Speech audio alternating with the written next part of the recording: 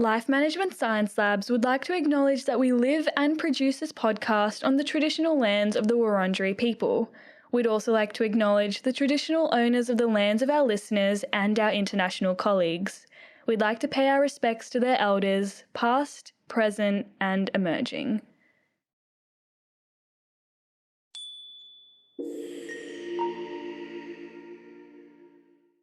Hello, everyone, and welcome to Work in Progress, the Personal Productivity Science Insights podcast produced by LMSL, the Life Management Science Labs.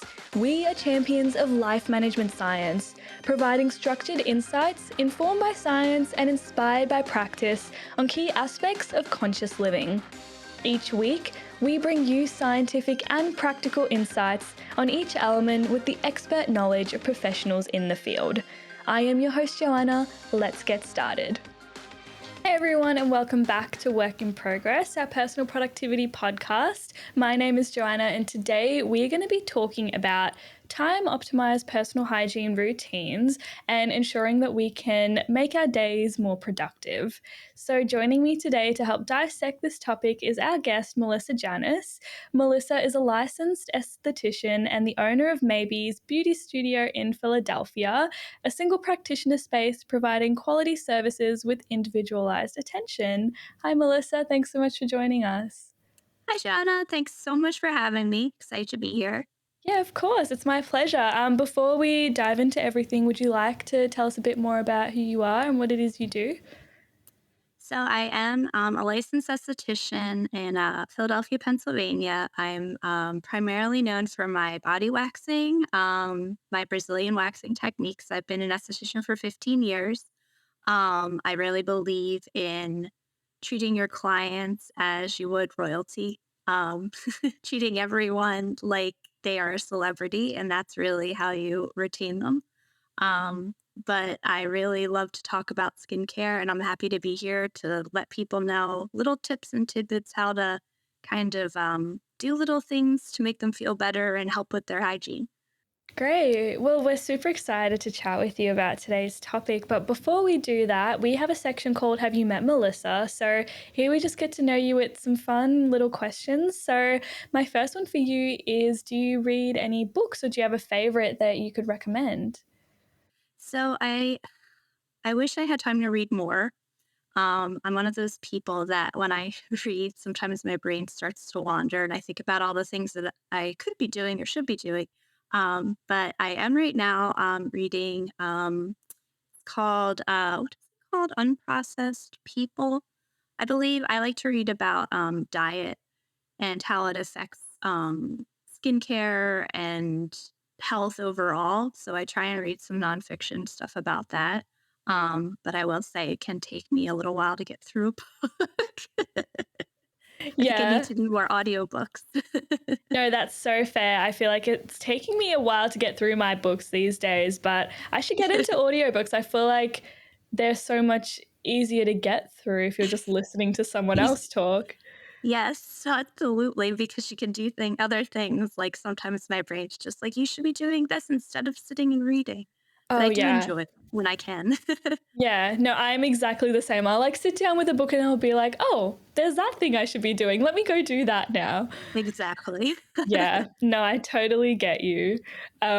Great. So, my next one for you is movies. Have you recently watched anything that stood out to you? Oh gosh. So I actually get teased a lot. The last time I was in a movie theater and saw a movie, I was in high school. So it was probably about 2004. Oh, wow. Actually, it was before that. What am I saying? I graduated in 2003. So yes, I'm not a huge I'll watch a movie. It's like, oh, if my husband puts something on, I'll watch it. But it's also with all the options, it's too much. Like when you have Netflix and Hulu, I'm like, I don't know what to choose. So I end up just watching the same shows over and over. But I will say, I did see Titanic in the movie theater 9 times. So Wow. it's a big No, chunk of my life on Titanic. I love that movie. It's such a good one. I've never seen it in the movies, but I have Oh my seen gosh. quite a few times. My mother took me out of school so I could see it the day it came out. Oh my gosh. When did that movie come out? I feel like Oh, that let's was not talk about that. Yeah, I was gonna say I don't think I even knew what a movie was at that point. Oh, it So was a while ago. it's fine. Well, moving on. Um podcasts, do you listen to any at all? I do listen to a lot of aesthetics-based podcasts. The Aesthetics Report by Dermoscope Magazine is a big one. Salon Marketing Made Easy by Atto Aesthetics. I kind of just that's easy for me to do in between clients is put on a podcast and kind of stay on track with work. Um, so I just started getting into them though. I haven't really been into podcasts for too long, but I am really liking it. So got to start somewhere. Yeah, great. And have you listened to anything recently that stood out? um, Really, the ones I listen to are kind of the short ones that are kind of like if I listen to a podcast, like the one, the Aesthetic Report, sometimes they'll do an interview or just talk about a specific ingredient, which I really like because it can stick in my mind a little easier. So nothing super specific because I also kind of like, I'm the type of person where it's like if I find a podcast, I want to start it from the beginning instead of like the most recent episode, which I think is probably backwards. But that's just the way my mind works. Yeah, that makes so much sense. I feel like I would do the same thing because I feel like I would have missed out on all of this Yeah, stuff. Yeah. I wanna hear it all. Yeah. No, that's a great thing. Great. So I've got one last question here for you, and that is, do you have a famous role model, or even if they're not famous, just someone in your life that you look up to? Honestly, I don't have, like, a famous role model, but I am really always, impressed just by people who are doing what they wanna do and kind of, like, in a job or position that they really enjoy and they really feel a lot they put themselves into. So to me, a role model is just someone who gets up every day and puts the work in, and knows that, it's not easy to do, but it's worth it in the end. So it's funny because I was trying to think about that question. I was like, I don't really, I feel like it's the everyday person. I feel like we should be each other's role models. Yeah, no, I love that. I feel like there's something you can take from everyone you meet, even if, they're not your single role model, there's like a trait or a characteristic about them that you really like. And then you take all these different things from everyone you meet or everyone in your life. Absolutely. That's how I feel. The people that aren't really handed like, "Oh, you have endless money here. Do whatever you want." It's the people that kind of fight for it. It just feels a little bit more of it like a celebration in that way. So, yeah. Yeah, I love that. Great. Well, thank you so much for sharing that with us. Let's dive right into our questions for today. So, my first one for you is, what is personal hygiene? I know it's such a simple question, but I feel like it encapsulates so many different things. So, I'd love to hear your perspective on it. So, to me, personal hygiene absolutely can mean different things to different people. That could literally be to one person, like just brushing your teeth, or that can mean to somebody else, like going and getting your nails done once a week and getting your hair done, making sure you don't have roots in your hair. Like it really depends on the person. Um, but really, I think personal hygiene has a lot to do with also confidence, self confidence. So basically, what it takes for you to be able to face the day and go outside and feel confident. And of course, it does also come with health. That's hand in hand. So it really depends on the person.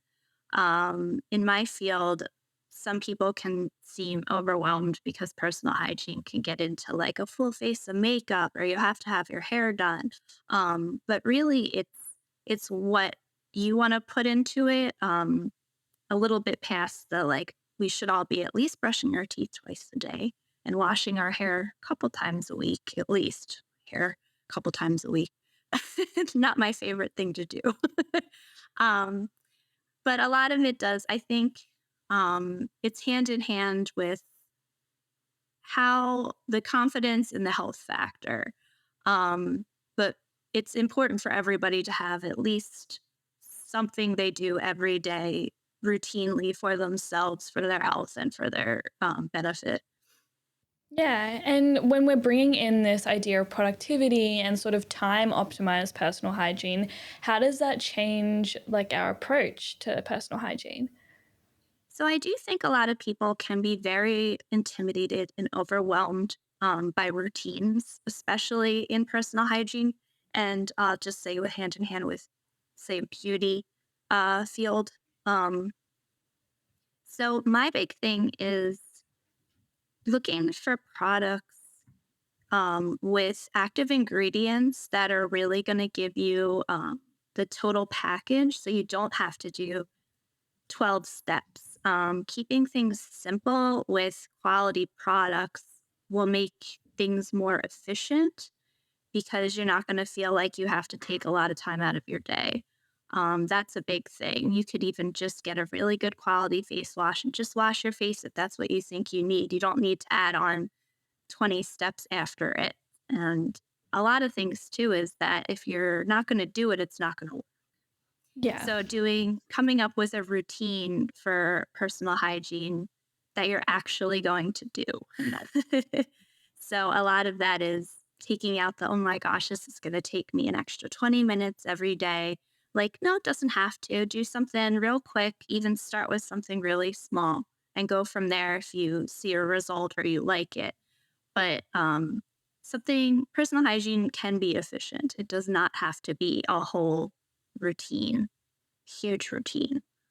Yeah, definitely. And I feel like that's what puts people off it as well, because sometimes you're like, oh, I'm going to do this and this and this because you've seen it on social media and you're like, oh, I can do that. But then you actually go to do it and you're like, oh, I can't be bothered, or there's too many steps involved, or I'm too lazy to do all that stuff. Yeah. So, how do we find what's good for us? So a lot of it in it's funny, my clients tell me, I tell my clients all the time, I'm a horrible salesperson. And they're like, Melissa, what if I want to try this? And I'll be like, ah, you don't need that. And they'll be like, what if I want to buy it from you? I'm like, yeah, but you don't need it. So I'm very big on trial and error. Something that works great for me might not work great for you, and that's okay. But it's kind of that can be a little disheartening because it does take a while to find products that might work for you. But once you find them, they're going to be your best friend. Um, but it's making sure you're giving a product enough time to work as well. So you should give skincare products about at least 3 weeks to a month using routinely for you to see a result. And when I say see a result, I don't mean you wake up and you're 20 years younger. I mean, oh, that dark spot's a little bit lighter, or oh, that acne spot seems not as deep, things like that. Um, so a lot of it, you do have to start somewhere. Researching good skin therapists in your area, talking to them, having a consult with them would be very good because they can tell you for the skin type you have or the issues you're having, a product line or a product that would be good for you to start with. Okay, and how do we go about dealing with, for example, some people have like sensitive skin or different skin issues? How can they feel like included in this process and feel like they can find something for themselves as well? Absolutely. So sensitivity is very common. I know it can be a little disheartening for people. Oh, everything breaks me out or everything stings. A lot of that too is there's different types of reactions. There's acnogenic reactions and there's inflammatory reactions or communogenic reactions. So sometimes a product is too thick or occlusive on your skin, and that can cause breakouts. And sometimes you're allergic to the scents or the dyes, and that can cause more of the pustule, big red breakouts. Usually with sensitive skin, you'll see that the second. Um, there are a couple associations. The National Rosacea Association, at least in the U.S., is a great resource because it has um, a whole area on their website that gives you tested products that are good for rosacea and sensitive skin. So that's a really good place to start. And overall, just looking for products without fragrance and without dyes. Those are the two top comedogenic ingredients in products. Those are the two ingredients that are going to make you either break out or more red or give you dermatitis or make you have a rash. So looking for things fragrance and dye free is a great place to start. Yeah, and how does sort of looking into all these things and ensuring we're getting all the right information contribute towards like making our personal hygiene routines more time efficient and more productive? So once you get that product that you like, you're going to want to use it. So there can be it can be a little time consuming to find the right products, but once you do, you don't need much. So again, it kind of goes back to like you don't need 15,000 different products. So in the morning, it could just be as easy as literally just putting on that moisturizer. It takes just a couple of seconds. Um, I kind of am not a huge fan of telling people to multitask, only because I've read a lot about how it is really good to be present in what you're doing. So I think efficiency comes with actually being present in all of your tasks, and it's actually can be less efficient to do too many things at once.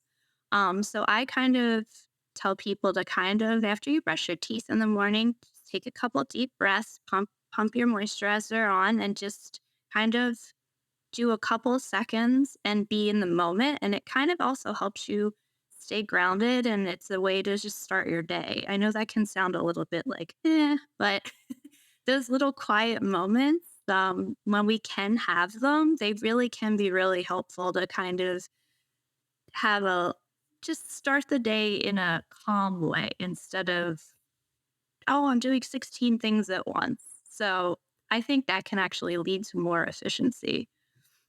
Yeah, so like finding little moments even in your personal hygiene routine to just even set yourself up for the day ahead as well. Absolutely. And it, like I said, it doesn't have to take any more time than washing your hands, 30 extra seconds. I will say though, efficiency at night, um, just something if you're exhausted and oh my gosh, I don't even want to wash my face. In that case, leave some makeup wipes next to your bed. If you get into bed and you're so tired, at least just take a wipe while you're pulling the covers over and wipe your face off. So there are little things you can do because that will help at the in the for the next day too, because you're not going to wake up with all the little bumps all over your face because you took your makeup off. But little things like that, like I'm not always like, oh, you have to do everything in the moment. Sometimes at the end of the day, I give you a little bit more leeway with that. But in the beginning of the day, yeah, it's a good way to just, we make time for coffee and we make time to look at social media. We can do a little bit of good. And it also helps with your confidence too. Just those little things can really be a little jolt that you need. Yeah, definitely. And in terms of like the challenges that come along with, maintaining an effective personal hygiene routine, what are some of these challenges? Maintaining, you mean? Like Yeah. maintaining a routine? Oh my gosh. Sometimes you just don't want to do it, just like everything else. It's like, um, that can be challenging. I think that also comes in with this time of year in the States. It's the middle of winter. Today it didn't even. I think yesterday the high was 20 degrees. We're in Fahrenheit, so I'm not sure what that is Celsius, but it's pretty cold. Um, Yeah. uh, it can we have seasonal affective disorder is a real thing, and sometimes it really does. It can feel like moving mountains just to wash your face. I totally get it. But sometimes I tell people it's about long term benefit, and it takes a long time to create a routine. I think I forget what I read. If you do something for a certain amount of days, it will finally become a routine and seem like second nature. But those are the most challenging times is getting through that. Um, so I also think it's not the sometimes it's like some people are very regimented and they think, oh, I have to do if I don't do this at 9 a.m. every day. It's just the day's over. No, well, if if you forgot or if it's a little later than usual, just do it when you have a moment because then you're going to feel better that you at least did it. Um, but I try and tell people not to beat themselves up if they fall out of a routine or if they're really trying to do it and it's really challenging, just to go easy on yourself and try and remember there are a lot of things we pack into our day. Um, but if you really it will make you feel better in the end if you can try and stick with it, but just give it some time. It's like anything else. I It took me a while, but I finally was able to leave my cell phone out of my bedroom, and now that is an actual routine. I go to bed and I have no phone in my room. It took a long time, but I'm happy that I did it. I'm actually really proud that it's actually happened. So, Yeah. I think that's really great. And it's also like that whole thing of like trial and error. So, how do you kind of stop yourself from feeling bad? If, for example, like with what you just said, like keeping your phone out of your bedroom, you decide you want to do it, but then 2 days later, your phone's back in your bedroom and it's like, oh, got to restart again. Like, how do you help yourself through that process? it's hard as someone who can tends to be a little hard on myself for things like that. It can be tricky, but sometimes you'll make excuses for yourself. And I'm not saying there's times where I'm up there and my phone's with me, but at least I bring it back downstairs before bed. But um, it's kind of like just resetting the next day. And as corny as it can sound, is tomorrow is a new day and we can try again. But I think there's a fine line between going easy on yourself and beating yourself up. Like you just have to be practical and know that the little voices that are making excuses for you, like, are you going to give in to them or are you going to go against them? Because in the end, it is you doing the task or not doing the task. Um, but when it comes to personal hygiene stuff, it usually, if you can stick with a routine, a lot of what is going to happen is you are going to see a positive result. Either, oh, my skin is less dry, or my skin isn't stinging as much as it used to because I wasn't moisturizing it, or, oh, I have less breakouts. So I think once you can get into the groove of that and see that there is an actual result, that is kind of a good way to keep up with it. Yeah, and in terms of like the indirect and direct benefits of time optimized personal hygiene, can you name a couple of them? So I know like I said, with being mindful, there is something that I like to do that um, at the end of the day, I need to keep my nails very short because of my job. Because I work with my hands and I don't want to be stabbing people. So every day at night when I'm winding down, if I'm watching TV, that's a time when I'll file and buff my nails. So, like, you can even kind of like add little things here and there for hygiene purposes. Like another good one is you can get, I'm not sure what the weather is like in Australia right now, but when it's very dry in the winter time, I like to suggest to my clients to keep some sort of toning essence or hydrator spray in their bag. So throughout the day, you can just do a quick spritz on your face. That's really good for your skin. It also kind of refreshes you. It's good for after you work out. So that's kind of using products that have multi-use can be really good for efficiency. And like I said before, you don't need all the steps. You can Simple things like that can give you some good benefits where you can save time in that way. Yeah, definitely. And so it's basically just sort of looking at your routine and looking at where you can maybe slot in different things. For example, if you find it really hard to set time aside to do a specific thing, maybe try and incorporate it into something you already do. Or a good thing, absolutely, if you're working from home and you're not in front of meetings all day, you can do a sheet mask. You can put a mask on your face for hydration. You can multitask in that way where it's really not taking any extra time, but you're showing you're benefiting hygiene wise and skin wise. I'm sorry, I keep going back to skincare because it's what I know, and I know basic hygiene.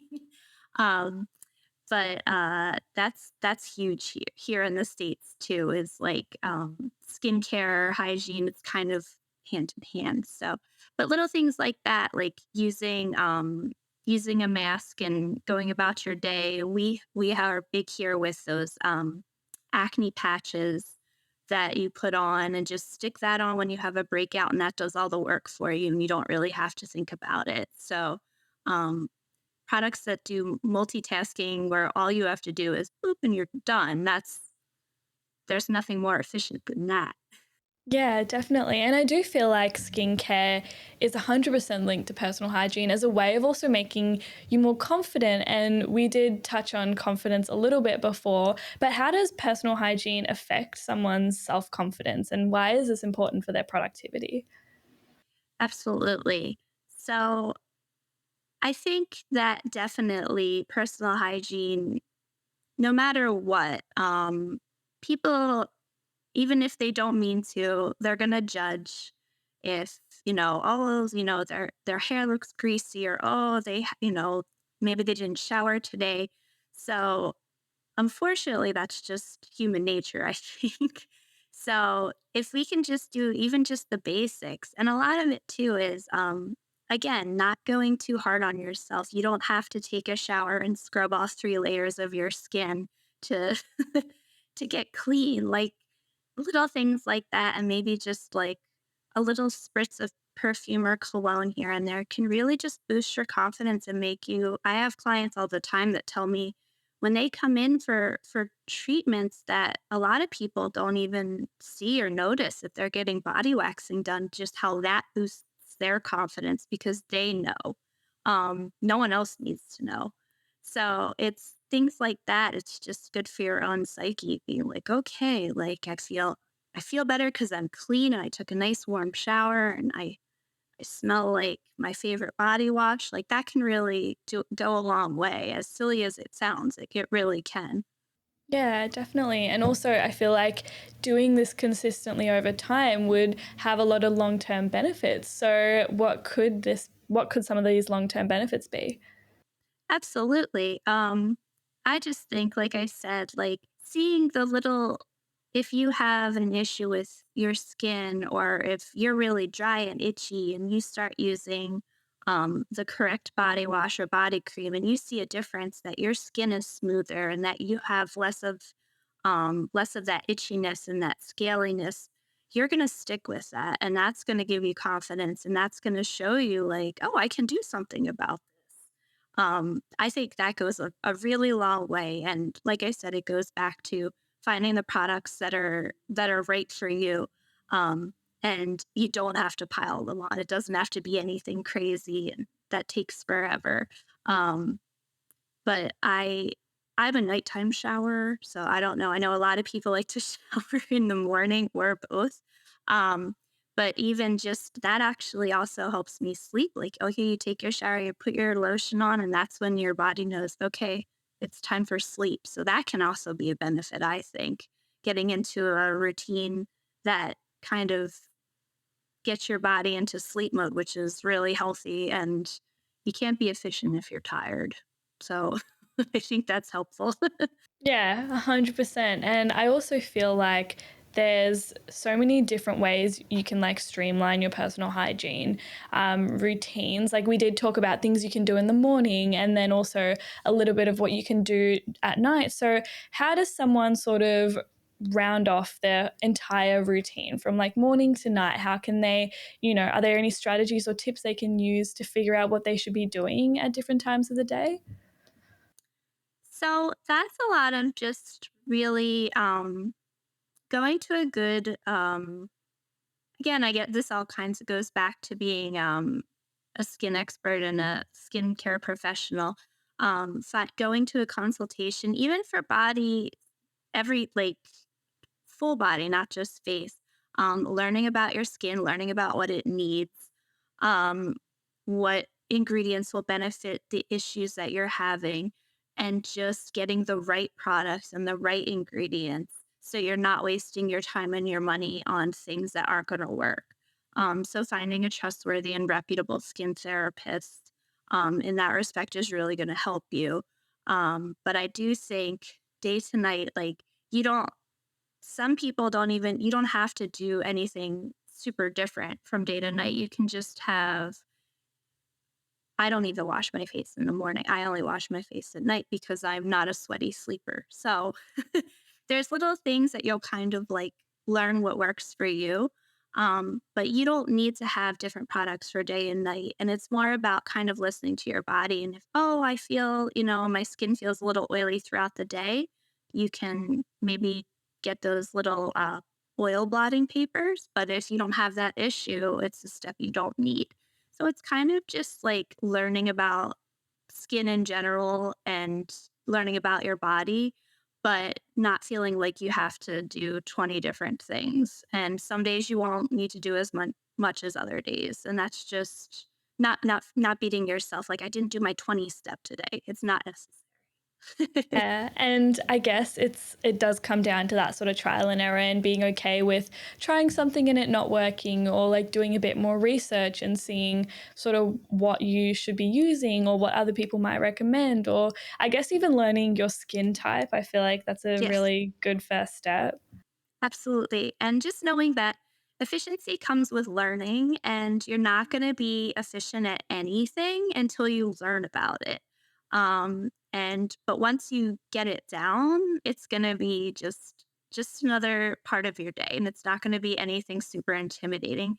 But I think a lot of the times, like I'm the type of person, like sometimes I don't try new things because I want to be great at it as soon as I do it, and that's just not practical. That's just works. So I think that's how this is as well. It's like you got to give it time, you got to figure out what works for you, but once you do, you'll be very efficient because you're not going to waste time. You're going to be like, "Okay, I'm going to run into the store. I know exactly what product I need and that's that."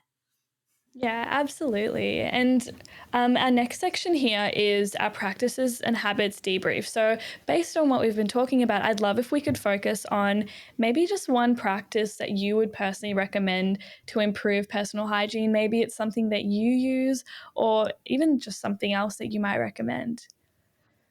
Let's see here. I'm very big on, and I will say I don't do I should do this every week, but I try and take, if it's possible, I try and take a bath once a week. It's great for your skin. It's great for your mind. Just kind of relaxes you. Um, but that's more of to me. I try to. I'm a little wary of saying self care. I know it's been played out. It's been said a lot, but I think that is important with personal hygiene. Definitely. Um, but I try and once a week take a nice bath. Um, I should read a book, but usually I'm looking at TikTok. But just little things like that.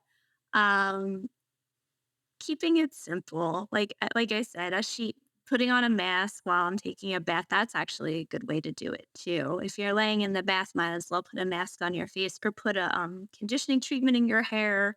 Just go for it, and it doesn't have to be for hours and hours. It can be 15 minutes. Doesn't have to be crazy, but I'll get one of those fun bath bombs or those bubblers and just take a nice bath. That's my routine thing that I could be better at, but I'm trying to work on it. And I love that. I feel like it's so simple, but also it takes care of a lot of different aspects of, personal hygiene, but also like your own productivity, for example, doing two things at once, but also like relaxing.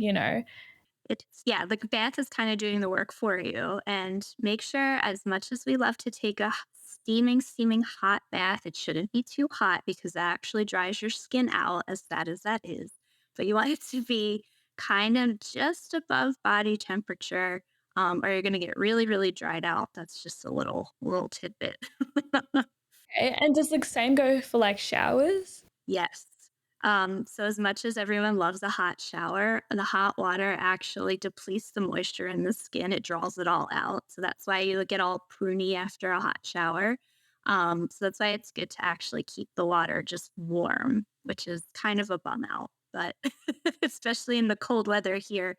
Um, but yes, it is best to not take super hot showers or super hot baths, sadly. Interesting, because I have heard that it's not the best thing to do, but it's also so hard to resist a hot shower. Absolutely, because it feels so nice. But, if you do need to take a hot shower, generally just kinda do it at the end. Like, when you're like, "Oh gosh, I'm gonna be cold when I get out," just turn it up a little bit and then get out. But make sure, then you wanna put your lotion on afterward for sure, and when your skin is still damp, because then the dampness of your skin will help pull in the moisture from the lotion and the moisturizer, especially if it was a hot shower. Ooh, okay. I love the little tips and tricks. Thank you so much for Of that. course. And do you find that there are any challenges to this practice that you use? Again, being the little voice inside my head, being like, "Ah, you don't have to do that. Ah, you can do it next week." The procrastinating voice. So just staying on routine. But again, it does really help if you can try your hardest to just do it. Because usually at that point, the excuses that you're making, by the time you're making all these excuses, you could have just done it.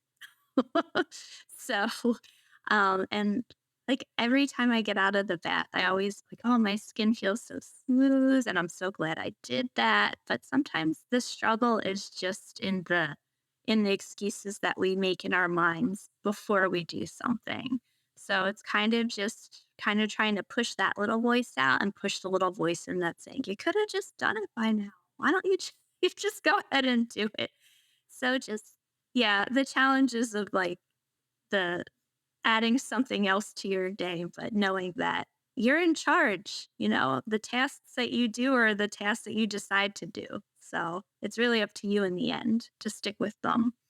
Yeah, definitely. And that little voice in your head that's telling you to do the total opposite of what you told yourself you would do is so hard because it's so easy to do the total opposite instead of committing to the thing that you know you should be doing. And it's just that little voice being like, you can do it. It's just a little action, just do it. And it, Absolutely. And I'm yeah. big on the saying, if nothing changes, nothing changes.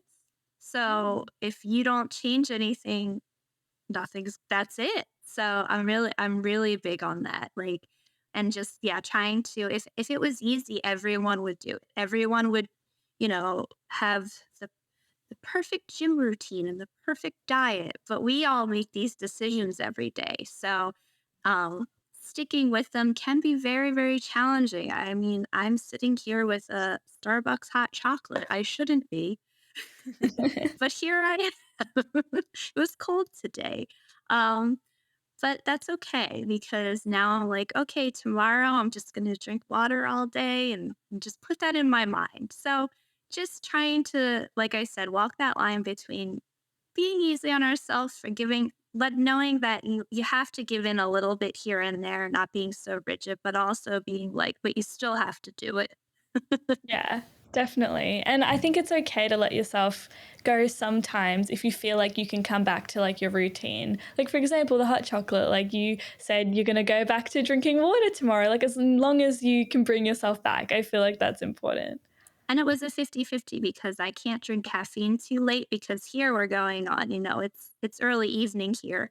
Um, I knew that if I got a latte or if I got a coffee, I'd be up until 5 in the morning. So I said, okay, I'll do so I kind of did like half the right thing. So I just I did like I think that still counts. it's a win. Yeah, exactly. Look for the little things. I feel like that's super important as well.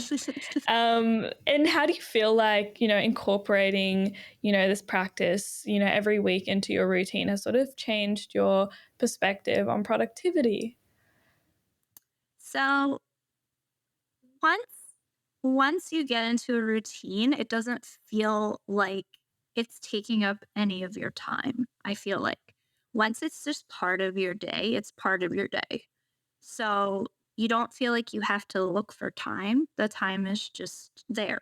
It's already in there. It's already ingrained in your day. So I think that can really help you be more productive because you're not thinking about the time that that task is going to take. You're thinking about what you have to do after that task and kind of factoring in the time afterwards so it's not even an issue. So I think Yeah. getting to that point of routine, which again can take a little while, but once you get there, it's in your day. The efficiency is just there because it's just kind of like you run like a well-oiled machine. Yeah, exactly. And I feel like that's the challenge in itself is like incorporating it into your routine because you're kind of having to create a habit and it takes a while to create a habit and it's very hard when you're trying to integrate something new into your life. Like for example, if you can think about one thing that you do now, like every day without even thinking about it, there was a time that you didn't even know how to do that every day, or it was an effort to do that every day, but now it's just like, okay, wake up, got to do that. So, Absolutely. yeah.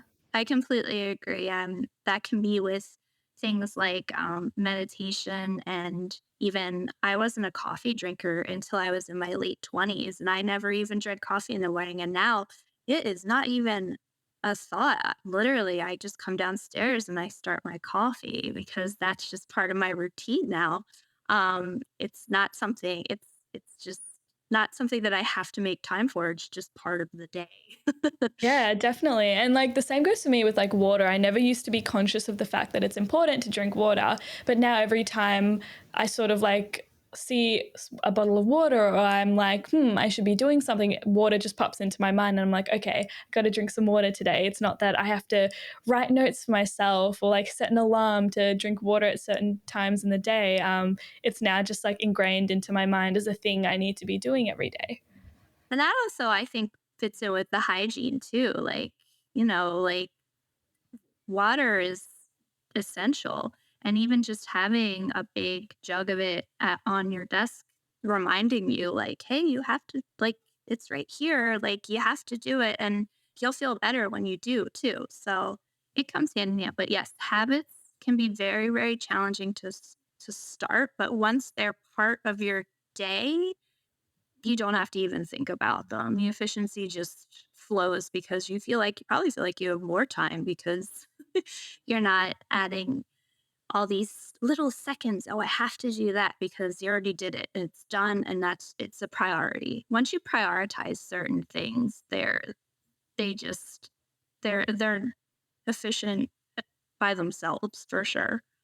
Yeah, definitely. And I feel like the challenge is making that a habit. I feel like everyone's got that one thing that they really want to do, but they're like, oh, this is going to take me a really long time to make a habit, or this is going to be such a journey because that little voice in my head's just going to be like, do it, do it, do it, or like, don't do it, don't do it, don't do it. And it is such a challenge because it's kind of like relapsing every time you don't do something or you do something you weren't supposed to. But then it's interesting because once you kind of are halfway there and start it, once you, like, kind of fall off the wagon, you'll see and you'll be like, "Oh, I don't feel as great. Oh, my skin's a little drier." Oh, like, you'll once you start to see the benefit and then you kind of, like, drop off for a little while, I think you'll pick it back up because you're like, "No, that was really beneficial for me. I'm gonna commit to that." And that really also shows that it's working. So that's a good way too to see if it's something that it's worth doing for you. If you're noticing that, oh my gosh, I didn't do that and I feel a certain way, you should probably jump back into it because it was benefiting you in some way. Yeah, I 100% agree. I feel like if you do something and then you drop off and you realize that there is a change in your mood or like your approach to different things, and I feel like that's a really great, productivity indicator that what you were doing was actually really helpful. And I feel like you wouldn't want to feel those like negative sort of feelings again. So you would try to incorporate that back in. Absolutely, because it all goes hand in hand with confidence and feeling better and overall health. And once you see that, like, and you'll it's going to make you stop and think and be like, wow, okay, I can do that. Let's try that again. And then when you jump back on, you feel even better. So I think it's a win-win. Yeah, 100%. Well, thank you so much for sharing those little tips with me. This now brings us to our last section, which is our open mic. So I'd love to hand it over to you. This is just a chance for you to talk about anything that you would like to. Oh gosh. I'm a known Capricorn. My birthday was this past Sunday, so my whole life is working. If you know anything about Capricorns, we like our hobbies are working and then working. So I'm really um into what I do. So I know I kept talking about skincare, but my biggest thing is hair removal. So body waxing is huge here, and I don't know about Australia, but I know in the States, very big. Um, but it also kind of goes back with the confidence thing too, because like those clients that were saying, "Oh my gosh, I just feel more confident." Like I live and breathe my job, so I love it. um, but basically, I'm like, what is it that I don't know. That's so fine. Yeah. I'd love to ask how you actually got into this. Like, what inspired you to, be like, I want to be, a beauty therapist? It's very interesting. People, while I'm waxing them, they're like, Melissa, how did you, why do you do this? I actually I went to beauty school because I was really interested in skincare initially. But once I got into body waxing, I just fell in love with it. I like how body waxing is very black or white. It's either hair or no hair. And my brain loves that. It's like, oh, there's a result and you can see it right away. With skincare, it's a little more gradual than that. So once I got into that, I just loved it. And I think you have to have a certain personality to be in this field to retain and make clients feel comfortable because it can be a very intimate thing, body treatments. So that's a big part of it too. So when I was at school, I've been doing this for 15 years, and I just kind of latched onto it, and I love creating the relationships, and I love teaching through like educating, kind of in a conversational way, kind of like this. Like my clients ask me a question, I can teach them something, but I'm just chatting with them. So I think having the right personality has really helped me with that too. But yeah, my job is that's my baby. Yeah. And what's it like, getting to work with different clients and like meeting new people? And obviously, you just said you get to have like conversations and teach people things. Oh my gosh, people tell me everything. I hear all kinds of stories, and people say, "Melissa, who is your client? Like, what's the age group? What's the background?" And I'm like, literally everybody, anybody, and everybody. There is everybody. I have every spectrum, like, and I love that. I love meeting new people, so that's really helpful. Just being able to welcome someone into my space, it's one on one, it's just me, and making them feel comfortable and seeing them book again. I even have some clients who we can't communicate because they speak Spanish, I speak English. We can't communicate, but they still come back, which I love because I still make them feel comfortable and they're still happy. So, Yeah. even just communicating through, you can tell the very I move a lot around a lot when I talk, so just making people comfortable in that way. So I think my personality and my love for seeing um, the hair on the wax strip at the end just go together.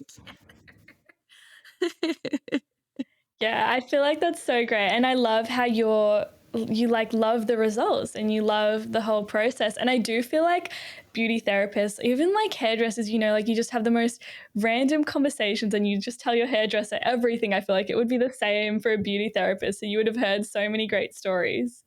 Like some people treat me as a therapist without the beauty in the front, I which have is heard that fine. before. It's it doesn't feel like work though, and that's what's so cool about it. So Yeah. I'm happy I'm in the place I am and able to educate and need people to give people little tidbits and kind of, help people. We have a lot going on, and I actually am really thankful that you guys contacted me because efficiency is really important, but once you get into habits, it's really not so bad. Yeah, No one to add much exactly. to the day. Yeah, definitely. And that was the moral of today's story, I guess. Well, good. So thank you so much, Melissa, for coming on and joining us. I had so much fun chatting with you. My pleasure. Thank you so much for having me. Yeah, of course. Now, for everyone watching, if they want to find out more about you or your services, where can they go? So you can visit my website. It's maybes, Maebes, beauty.com. I'm on Instagram, maybes_beauty, and also Facebook. You can DM me. You can email me, maybesbeautystudio@gmail.com. Even if you just have a random question about skincare, anything, I'm happy to chat. I can chat via email as well. Great. Well, thank you so much for sharing that with us. We also have Melissa's details down in the description below if you missed that. But thanks so much for tuning in, and we'll see you guys next time. You have been listening to Work in Progress, the Personal Productivity Science Insights podcast produced by the Life Management Science Labs. Listen to episodes from LMSL's 10 Life Management Perspectives on Apple Podcasts, Google Podcasts, Spotify, YouTube, or other podcasting apps on your smartphone. If you enjoyed this episode, please consider rating our show, sharing it, and subscribing to our channel, as it helps other people find it and us grow to bring you more quality resources. More of our work can be found on our website pp.lmsl.net, where you can join our movement. I'm Joanna. Thanks for tuning in.